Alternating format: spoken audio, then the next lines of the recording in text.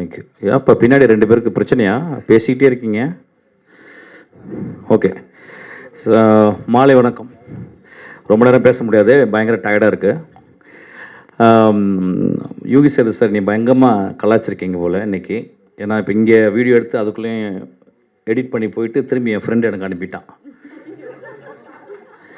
அதை டைட்டில் போட்டிருக்காங்க, யோகி சேது மிஷ்கினை பங்கமாக கலாய்த்த யோகி சேது. Thank you sir. அவர் கிளாப் பண்ணிங்க. அவங்க சேனல் பேர்லாம் சொல்ல மாட்டேன். ஓகே, பரவாயில்ல. ராதிகா நான் வாடி பொடின்னு தான் கூப்பிடுவேன், தப்பாக எடுத்துக்காதீங்க. என் ஃப்ரெண்ட் அவள், என்னுடைய தோழி, என்னுடைய தங்கை, அவள் எல்லாமே அவள் ஆக்சுவலாக. அதனால் வந்து வாடி பொடின்னு தான் கூப்பிடுவேன், கோச்சிக்காதீங்க. ரொம்ப மேடை நாகரிகம்லாம் எனக்கு தெரியாது எனக்கு. ஏன்னா பங்கம்மா கலைச்ச பிறகு அப்போ நான் அதை கலைக்கணும்ல. ஓகே. நான் ராதிகா மாஸ்டர் அவங்கெல்லாம் நாங்கள்லாம் ஒரே ஜெனரேஷன் ஆக்சுவலி. நான் அப்படி சொல்லுவேன் ஆக்சுவலாக. ஒரு 30 இயர்ஸ் முன்னால் நாங்கள்லாம் வந்து ஒரு வேறு நாய் மாதிரி சுற்றிக்கிட்டு இருந்தோம் சினிமாவில் ஆக்சுவலாக. அப்போ வந்து நான் அசிஸ்டன்ட் டைரக்டர், அப்போ ராதிகா வந்து அசிஸ்டன்ட் டான்ஸர் பண்ணிக்கிட்டே இருப்பான். அப்போ நான் சொன்னேன், ஃபஸ்ட் படம் எடுத்த உடனே வாடி என் கூட வந்து நீ தான் கோரியோகிராஃப் பண்ணணும் அப்படின்னு. எனக்கு நிறைய மாஸ்டர்ஸ் தெரியாது. ஏன்னா ராதிகா வச்சு பண்ணால் என் கண்ட்ரோலில் இருக்குன்னு சொல்லி கூப்பிட்டேன்.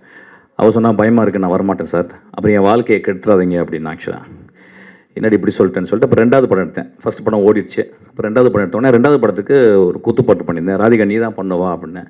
சார் திரும்பி என் வாழ்க்கையை கெடுத்துறாங்க சார், ஒழுங்காக போய்க்கிருக்கு, நல்ல சம்பளம் வருது, பேட்டாக வருது, என்னை கெடுக்காதீங்க அப்படின்னா சரி விட்டுட்டேன். 3வது படம் கூப்பிட்டேன். 3வது படத்தில் ஒரு கூத்துப்பாட்டு இருக்குது வாடி அப்படின்னா வரமாட்டேன்ட்டான்.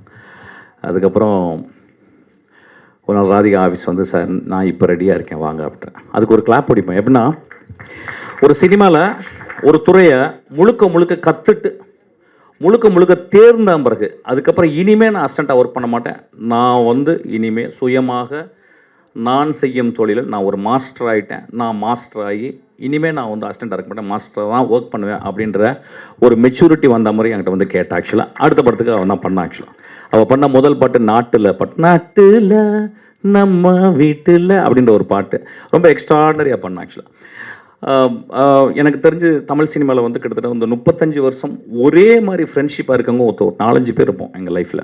அதில் ராதிகாவும் ஒருத்தி. ஆக்சுவலி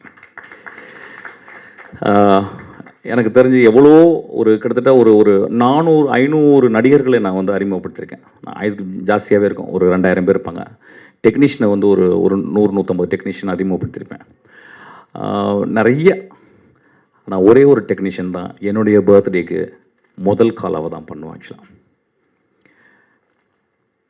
அவளுடைய எந்த வீட்டு முக்கியமான நிகழ்ச்சியாக இருந்தாலும் எனக்கு தான் முதல்ல சொல்லுவாள்.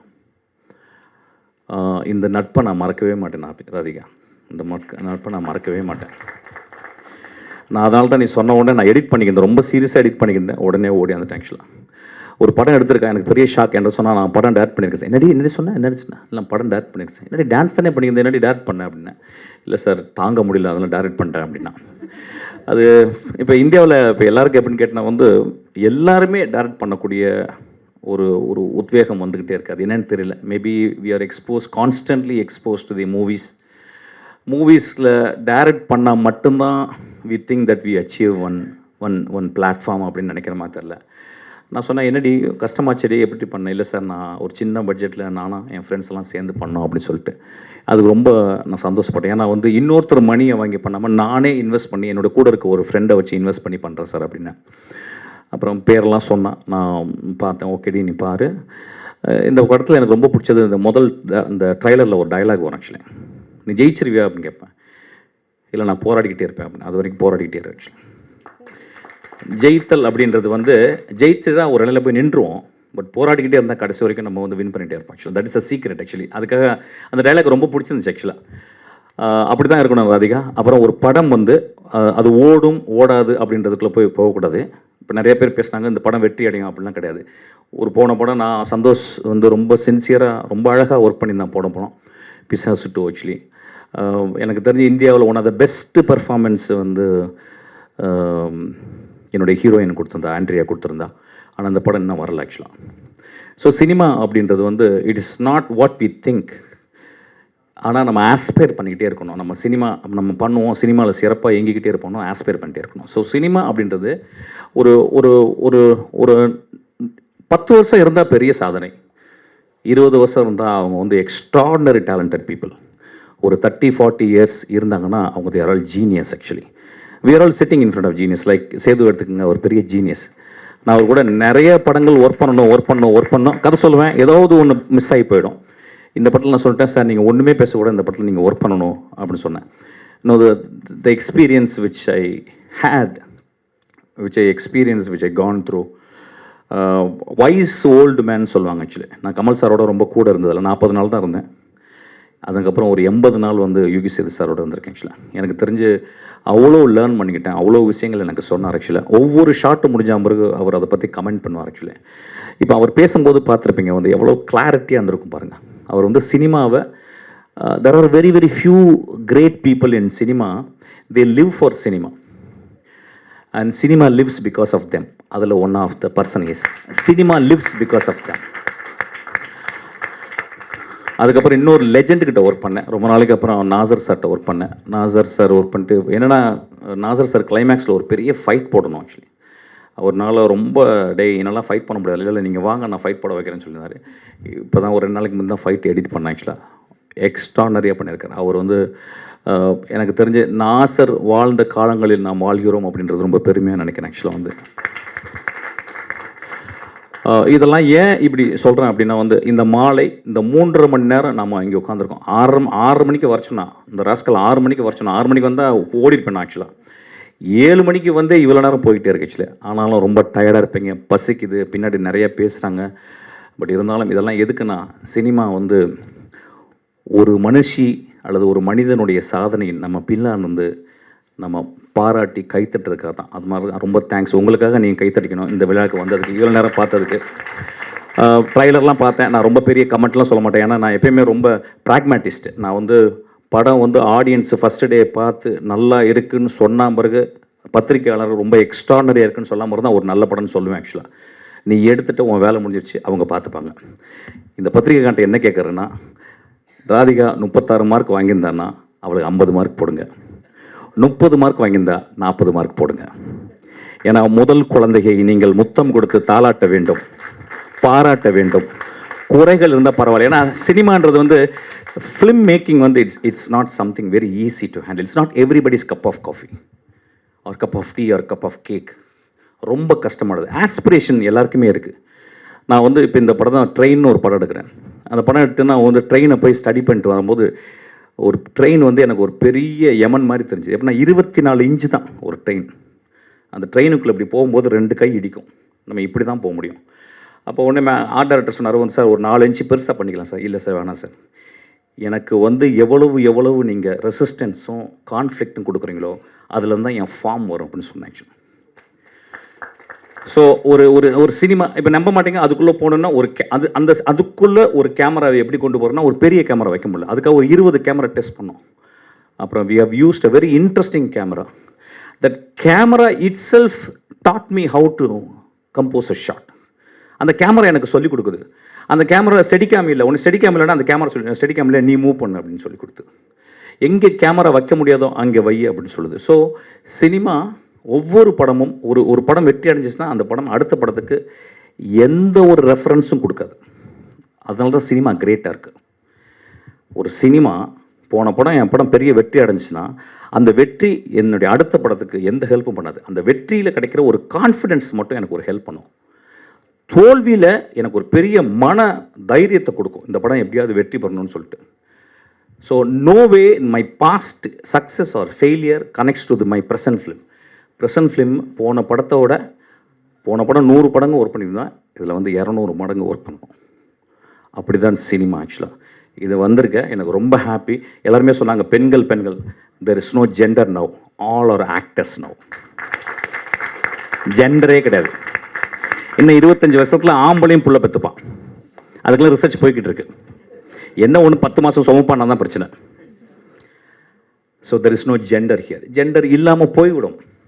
நாம் 2025 நோக்கி இன்னும் ஒரு பாதி வந்துட்டோம். ஆக்சுவலாக ஜெண்டர் கிடையாது. ஸோ அதனால் நான் வந்து பெண் பண்ணிட்டோமா அதனால எல்லாம் அப்போலாம் பண்ணேன். இப்போ ஒரு ஆம்பளை தான், பொம்பளைன்னு சொல்லுவோமா அவளை, இவ ஒரு ஆம்பளை தான் ஆக்சுவலி. எங்கள் வீட்டு ஆம்பளை தான் ஆக்சுவலாக. அவருடைய கணவர் என் நெஞ்சத்துக்கு ரொம்ப இனிமையானவர். வயலின் வாசிக்கிறவர். வாழ்க்கையில் வயலின் வாசிக்கிறன்னு நல்லா யோசிச்சு பாருங்கள். உனக்கு ஒய்ஃப் என்னப்பா ஆகணும்? நான் வயலின் வாசிக்கணும் அப்படின்னு யாரும் சொல்லுவோமா? அவர் அந்த மாதிரி சொல்லியிருக்காரு. ஆக்சுவலாக அவருக்கு கிளாப் அடிங்க. அது எங்கே வயலின் வாசிக்கணும்? இளையராஜா கிட்ட வயலின் வாசிக்கணும். இந்த படத்தில் கேட்டார், இந்த படத்தில் என்ன சார் என்னை கூப்பிடவே இல்லையே நீங்கள் வந்து அப்படின்னு. ஐயோ நான் ஆமாங்க, நான் உங்களை மிஸ் பண்ணிட்டேன். ஏதோ குரூப் பாலிடிக்ஸ் பண்ணிட்டாங்க. சினிமாவில் எல்லாத்துலையும் பாலிடிக்ஸ் பண்ணுவாங்க. ஒரு 5 வயலினிஸ்ட் கூப்பிட்டா கூட அதுக்கு பாலிடிக்ஸ் பண்ணுவாங்க. எப்பா என்னை பார்த்து மரியாதை இல்லாமல் பார்த்தப்பா, அதனால் கூப்பிட்டு அவனு கூப்பிடுமா. நான் சொன்னேன் அடுத்த படத்தில் வந்து ஒர்க் பண்ணுங்கன்னு. அவருக்கு அவர் பெரிய அவர் வந்து இந்த மனுஷி, இந்த பெண், இந்த டைரக்டர் வர்றதுக்கு காரணம் அவருடைய பொறுமை. அவர் பின்னாலேருந்து என் மனைவி பெரிய டைரக்டர் ஆகணும்னு பார்க்குற ஒரு கனவு தான். அந்த கனவுக்காக நம்ம கிளாப் அடிப்போம்.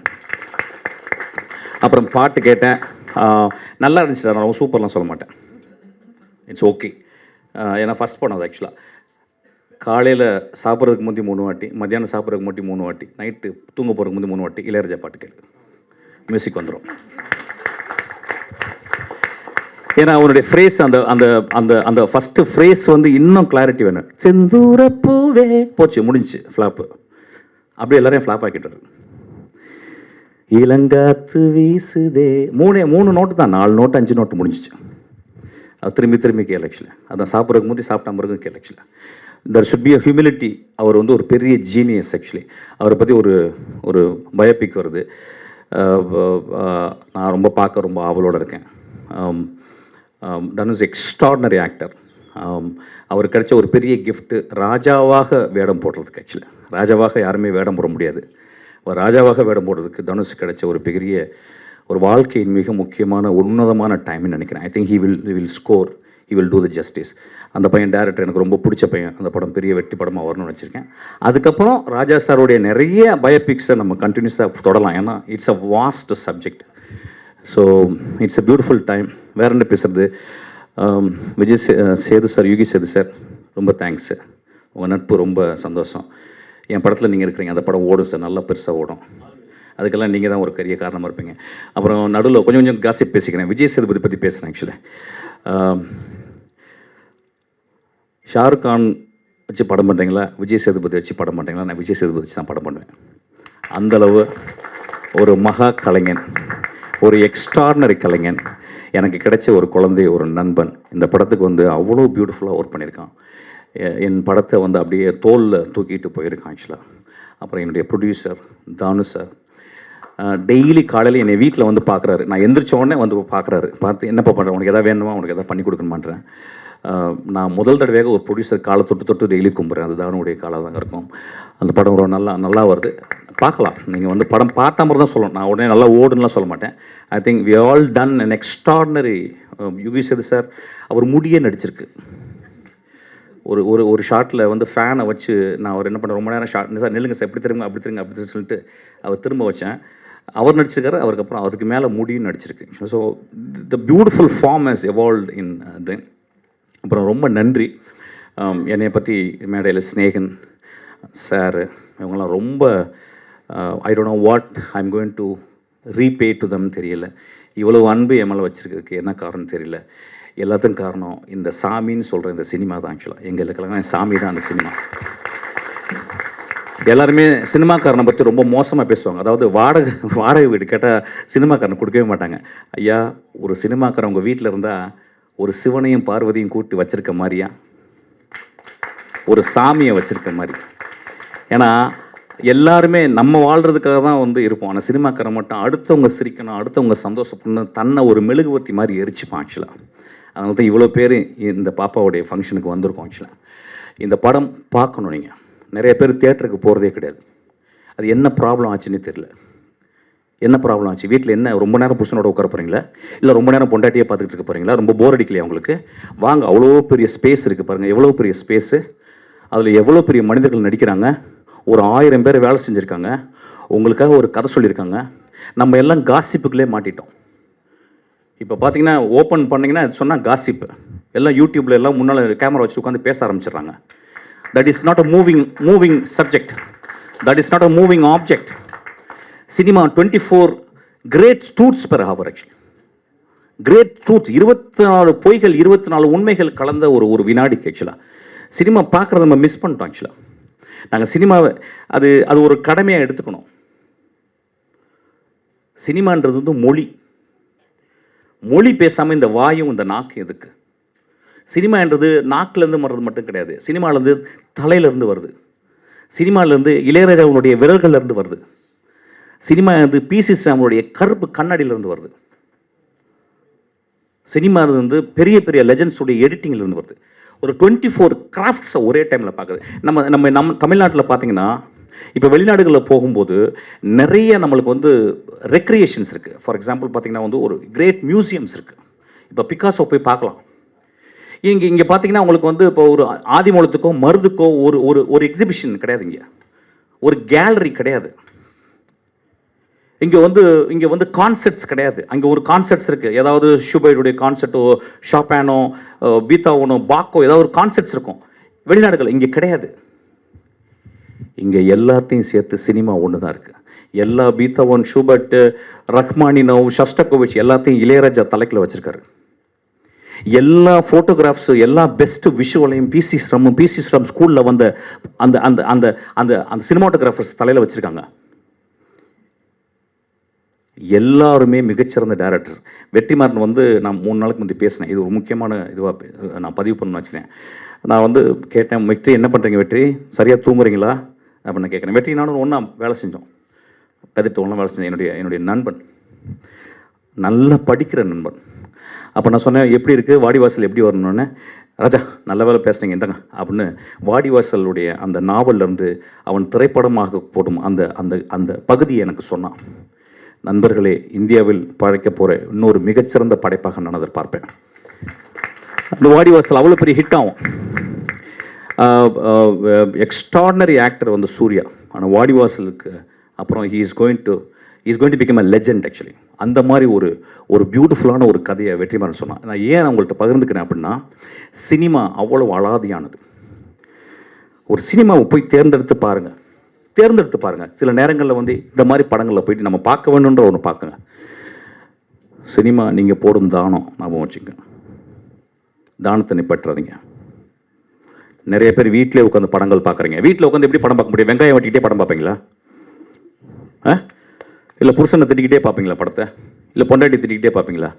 சினிமான்றது இங்கேருந்து போகும்போது அழகாக ட்ரெஸ் பண்ணிட்டு பெர்ஃப்யூம் அடிச்சுட்டு இங்கேருந்து ஒரு காரில் போயிட்டு உட்காந்துட்டு குழந்தைங்களோட உட்காந்துட்டு பாப்கார்ன் வாங்கிட்டு பஃப் வாங்கிட்டு உட்காந்துட்டு அப்படி அண்ணாந்து பார்த்தா நிறைய நாதலெல்லாம் வரும். அதெல்லாம் பார்த்துட்டு புருஷன்ட்ட பக்கத்தில் எனக்கு அந்த நகையை வாங்கி கொடுங்கன்னு சொல்லுங்கள், எல்லாம் பண்ணுங்கள். அதுக்கப்புறம் ஒன்று போடுவான் ஒருத்தன். அண்ணாந்து பார்க்கக்கூடிய விஷயம் கடவுளுக்கு அப்புறம் சினிமா மட்டும்தான். நான் என் சினிமாவுக்கு மட்டும் பேசல, எல்லா சினிமாவுக்கும் பேசுகிறேன். சினிமா பார்க்குறதே நீங்கள் மந்த்லி ஒரு எக்ஸ்பென்ஸ் வந்து ஒரு படம் ஒரு குடும்பத்தில் ஒரு 5 பேர் வீட்டில் போய் பார்க்கலன்னா அது குடும்பமே இல்லைன்னு நான் சொல்லுவேன். கோவிலுக்குலாம் போகாதீங்க, படத்துக்கு போங்க. கோவிலுக்கு போனால் பாவம் பண்ணுறவங்க தான் வேணா. கோவிலுக்கு போனால் ஈஸியாக சொல்லிடுறேன், சார் நான் அடுத்த பாவம் பண்ண போகிறேன், கொஞ்சம் மன்னிச்சுங்க, பாவம் பண்ணிட்டேன் அதையும் மன்னிச்சுங்க அப்படின்னு சொல்கிறோம். சினிமாவில் அப்படி கிடையாது. போய் சிரிக்க போகிறீங்க, அலாதியை ரசிக்க போகிறீங்க, அழ போகிறீங்க. டியர் டெக்ஸ் ப்ராக்டிஸ் யாராவது பண்ணுறீங்களா? நீங்கள் எக்ஸசைஸே பண்ணுறதில்ல, வெறும் தம்பிள்ஸ் மட்டும் அடிச்சுக்கிறோம். நம்ம டியர் டெக்ஸை ப்ராக்டிஸ் பண்ணணும், சிரிக்கிறதுக்கு ப்ராக்டிஸ் பண்ணணும், மனம் விட்டு சிரிக்கணும். 1000 பேர் வந்து உட்காந்துருப்பான், பக்கத்தில் யாருன்னே தெரியாது, அவனை பார்த்து சிரிப்பீங்க, அவன் விசில் அடிப்பான், நீங்கள் விசில் அடிச்சு அவனை கட்டி பிடிப்பீங்க. சினிமா ஒரு பெரிய கம்யூனல் பார்ட்டிசிபேஷன். சினிமா ஒரு பெரும் கடலில் பயணப்படுற ஒரு பெரிய கப்பலில், நம்ம எல்லாம் ஒரு டைட்டானிக் மாதிரி கப்பலில் போயிட்டு இருக்க ஒரு விஷயம். அது மூழ்குனா கூட பரவாயில்ல. மூழ்குனா தான் ஜாக் கிடைப்பான், மூழ்குனா தான் ரோஸ் கிடைப்பான். அதுவும் சினிமா தான். நம்ம காலையிலேருந்து எப்படி, நான் ரொம்ப முக்கியமான ஒரு விஷயம், cinema director is not just a director, is also social scientist. நான் ஒரு படத்தை என் அசிஸ்டன்ட் டைரக்டர் சொல்ல முடியாது, நீங்கள் என்ன படம் தான், நான் என்னுடைய அசிஸ்டன்ட் டைரக்டருக்கு சொல்கிறேன், டேய் நீ போயிட்டு நெட்ஃப்ளிக்ஸில் ரிப்ளே அப்படின்னு ஒரு சீரிஸ் வருது, அதை பாடுறா, உனக்கு அதுதான் கரெக்டாக இருக்கும், நீ அந்த ஃபிலிம் மேக்கிங் பண்ணுண்டா. 1955 வந்த படம் டேலண்டட் மிஸ்டர் ரிப்ளே அப்படின்னு சொல்லிட்டு பேட்ரிசியா ஹைஸ்மித் எழுதின ஒரு நாவலுடைய 1955 வந்த படத்தை இப்போ ரீமேக் பண்ணியிருக்காங்க. சினிமாவுக்கு வர்ற அசிஸ்டன்ட் டைரக்டர் வர்ற ஆசைப்படுறவங்க ஷார்ட் டிவிஷன்ஸ்னால் என்னன்னு சொல்லிட்டு அந்த சீரீஸ் போய் பாருங்கள், ரிப்ளே அப்படின்ற ஒரு சீரீஸ். அந்த படம் வந்து ஒரு கெட்டவனை பற்றி, அது 8 எபிசோட் எடுத்துருக்கேன். கெட்டவனை பற்றி, கெட்டது செஞ்சுக்கிட்டே இருக்கான், அவன் மனசாட்சி உறுத்திக்கிட்டே இருக்கு. கடைசியில் எப்படி முடியுதுன்னு பாருங்கள். வாழ்க்கையினுடைய ஐரணியை அதில் பார்க்கலாம். அதோடைய ஒன் ஆஃப் த பெஸ்ட் ஃபார்மாக நான் பார்க்குறேன். இப்போ நான் பார்த்த எக்ஸ்ட்ராடனரி. இப்போ ஒன்றும் இல்லை, இப்போ வந்து மஞ்சுமால் பிரதர்ஸ் வந்து இவ்வளோ பெருசாக ஓடுறதுக்கு, மஞ்சுமால் பாய்ஸ் இந்த படம் ஓடுறதுக்கு காரணம் என்ன? ஒரு மனிதனுக்கு ஆபத்து, அந்த மனிதனை சுற்றி இருக்க நண்பர்கள், அந்த மனிதர்களை விட்டு கொடுக்கல அந்த குழந்தைகள், அந்த நட்பு. அதிகமாக கான்ஃப்ளிக்ட் இருக்கிற இடத்துல தான் சினிமான்ற ஃபார்ம் உருவாகுது. அதனால தான் Manjummel boys one of the biggest hit. Actually நான் வர்ற இளைஞர்களுக்கு தான் சொல்லுவேன். இப்போ நம்ம நிறைய சொல்கிறோம், இப்போ என்ன படம் ஓடும், எது படம் ஓடும். ஒரு சினிமா அப்படின்றது எல்லா காலகட்டத்திலையும் ஒரு குழந்தையை பெற்றெடுக்கும் தாயை போல வலி இருக்கத்தான் செய்யும். அதை சுமக்கணும். ஸோ வர்ற ஜெனரேஷன்ஸ் எப்பொழுதுமே சினிமா பார்த்து இப்போ என்ன ட்ரெண்டில் இருக்குது அதை பற்றி கவலைப்படாதீங்க. நீ உண்மையாக கதை சொல். உண்மையாக கதை சொல்லணும்னா என்ன? உண்மையாக சினிமா கற்றுக்க. நிறைய பேர் சார் நான் சின்ன வயசுலேருந்து படம் பார்ப்பேன். அது வந்து ஒரு காரணம் இல்லை சினிமா பண்ணுறதுக்கு. நீ சின்ன வயசுலேருந்து எல்லாருமே, எங்கள் அப்பா பார்க்குறாரு, எங்கள் தாத்தா பார்க்குறாரு, எங்கள் பாட்டி பார்க்குறாரு, எல்லாருமே பார்க்குறோம். பார்க்காதவங்க இல்லை. ஆனால் சினிமாவை செய்ய வருபவன் ஒரு 1000 பேர் தியேட்டருக்குள்ள வரான் அப்படின்னா, 1000 பேர் அண்ணாந்து பார்க்குறாங்க அப்படின்னா, அந்த 1000 பேரோட அறிவாளியாக அந்த 2.5 மணி நேரத்தில் இருக்கணும் அந்த டேரக்டர். அது ரொம்ப முக்கியம். அப்போ 1000 பேர் அண்ணாந்து பார்க்கறதுக்கு அந்த படத்தில் வந்து இதுவரை நான் பார்க்காத காட்சி, இதுவரை நான் கேட்காத கதை, இதுவரை நான் யோசிக்காத விஷயங்களை சினிமாவில் சொல்லணும்னு கேட்குறான். அதனால தான் 150 ரூபா கொடுக்குறாங்க. So cinema was most challengeable thing. நான் சினிமாவில் தான் சொன்னேன். நான் எப்பயுமே சொல்லுவேன், ஒரு அசிஸ்டன்ட் டைரக்டர் சினிமாக்குள்ளே வரான், ஒருத்தன் டான்ஸராக சினிமாக்குள்ளே வரான், ஒரு மியூசிக் டைரக்டர் ஒருத்தன் சினிமாக்குள்ளே வரான் அப்படின்னு சொன்னால் அவன் ஏற்கனவே கடவுளால் ஆசீர்வதிக்கப்பட்டவன். அவன் ரொம்ப ஈஸியாக போயிட்டு நான் வந்து அந்த வேலை செஞ்சுக்கிறேன், இந்த வேலை செஞ்சுக்கிறேன், ஈஸியாக போயிட்டு காலையில் 5 மணிலேருந்து நான் காலையில் 8 மணிலேருந்து நான் சாயங்காலம் 5 மணி வரைக்கும் ஒரு வேலை பண்ணேன்னு சொல்ல. நான் எரிந்து போகும் வரை, இறந்து போகும் வரை நான் சினிமாவில் எதாவது படைக்கணும்னு ஆசைப்படுறேன். சினிமா மட்டும்தான் படைத்தலுக்கு உரியது. அதனால தான் சினிமாக்காரன் கடவுள்னு சொல்லுவாங்க. ஸோ சினிமாவை பார்ப்பவர்களும் ஒரு பெரிய கடமை இருக்குது. ஸோ சினிமாவில் நீங்கள் பார்க்க வரீங்க. நான் சொல்லுவேன் ஆக்சுவலாக, சிவன்னா யாருக்கு தெரியும்? நம்மளுக்கு சிவன்னா நம்ம சிவாஜி மட்டும்தான் சிவன்னு தெரியும். திருவிளையாடல நம்ம சிவனை எப்போ பார்ப்போமான்னு எனக்கு தெரியல ஆக்சுவலாக. ஆனால் நம்ம சிவாஜியை நம்ம திருவிளையாடல பார்த்துருக்கோம். அம்மா அப்படின்னா அந்த காலத்தில் கண்ணாம்பான்னு ஒருத்தங்க இருந்தாங்க. அவங்கள தவிர அம்மாவை நான் பார்த்ததே கிடையாது. அதுக்கப்புறம் சவுக்கர், அவங்க நிறைய பேர் அதுக்கப்புறம். ஸோ சினிமா பார்த்தல் அப்படின்றது வந்து அதை சொல்லுவாங்க, ஒரு என்டர்டெயினுக்காக போகிறோம் இல்லை. It not only entertains, it elevates you. ஒரு நல்ல திரைப்படத்தை பார்க்கும் பொழுது நானும் அந்த இயக்குனரும், நானும் அந்த மகா கலைஞர்களும் கைகோர்த்து நடக்கிறோம். இந்த படம் அப்படி இருக்கணும்னு நான் ஆசைப்பட்றேன். இந்த படம் ஓடணும்னு நான் ஆசைப்பட்றேன். அதனால் 36 மார்க்கை 50 போடுங்க, 30 மார்க்கை 40 போடுங்க. இந்த குழந்தைக்கு வழி விடுங்க. இவ வந்து டான்ஸ் மட்டும் நான் சாகணும்னு ஆசைப்படல. நான் டைரக்டும் பண்ணிட்டு தான் சாவேன்னு சொல்கிறான். அதுக்கு நம்ம கை தட்டுவோம், அதுக்கு நம்ம கூட இருப்போம். இங்கே வந்தவங்க எல்லாமே எனக்கு ரொம்ப சந்தோஷம். நான் தனித்தனியாக பேசலை, ஏன்னா ரொம்ப லேட் ஆயிடுச்சு. நீங்கள் எல்லாம் நல்லா இருப்பீங்க. தேங்க்யூ.